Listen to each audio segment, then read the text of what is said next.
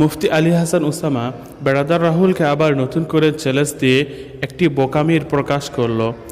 আসসালামু আলাইকুম ওয়া রাহমাতুল্লাহি ওয়া বারাকাতুহু।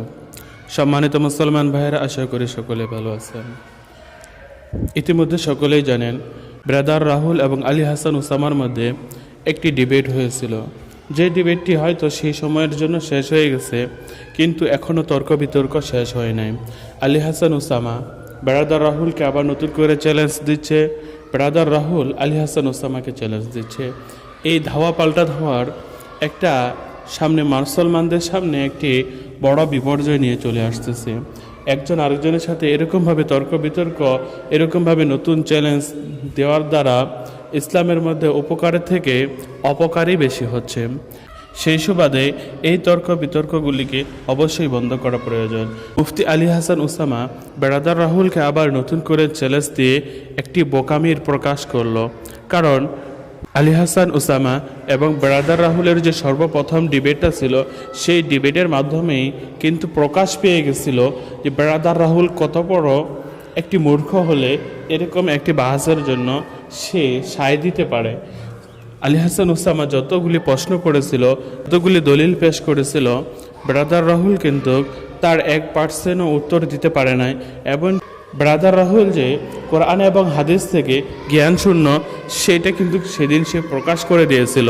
কিন্তু মুফতি আলী হাসান উসামা নতুন করে ডিবেটের জন্য আহ্বান করা, ডিবেটের চ্যালেঞ্জ করা, আবার নতুন করে তাদের সাথে তর্ক বিতর্কের মধ্যে জড়ানো, এটা নিতান্তই একটি বোকামি। এর জন্য আজকের এই ভিডিওর মাধ্যমে আমি সমস্ত মুসলমান ভাইদেরকে এটাই জানাতে চাচ্ছি যে আমাদের মধ্যে পারস্পরিক যে দ্বন্দ্বগুলি আছে, এই দ্বন্দ্বগুলিকে অবশ্যই বন্ধ করা প্রয়োজন। এমনকি যেই ডিবেটগুলি হচ্ছে, এই ডিবেটগুলি এই সাধারণ মূর্খ মানুষদের সাথে না করে যদি আপনারা সকলেই সঠিক পথে একত্রিত হয়ে কাঁধে কাঁধ মিলিয়ে দিনের উপর চলার জন্য ইচ্ছা পোষণ করে থাকেন, তাহলে অবশ্যই একজন আলেম আরেকজন আলেমের সাথে বসার চেষ্টা করুন। যেরকমভাবে আমাদের বাংলাদেশেও অনেক বড় বড় আলেম আছে যারা আহলে হাদিসের অনুসারী, তাদের সাথে মুফতি আলী হাসান উসামাকে ডিবেট করার প্রয়োজন।